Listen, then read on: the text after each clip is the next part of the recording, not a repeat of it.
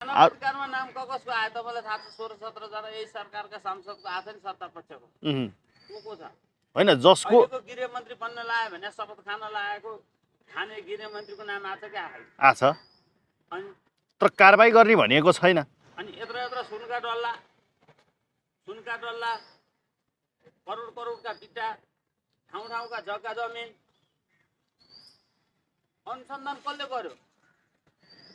राज्यले बनाएको समितिले गर्यो। हिरासतमा गएको तपाईँले देख्नुभयो? को?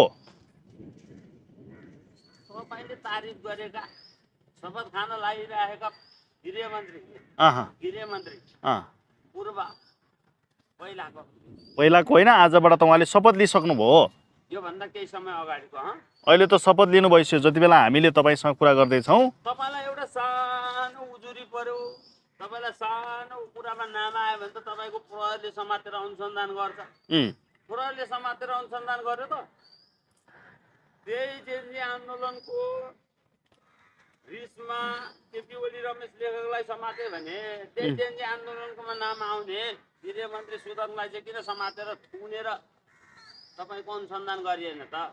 होइन, अनुसन्धान गर्यो, तर कारबाहीको लागि उहाँ होइन, कारबाही होइन, अनुसन्धान होइन। हिरासत परे होइन, भन्नुहोस् त, तपाईँलाई थाहा भयो कि नाइ? मैले त दुनियाँ जस्तो सुनि नै।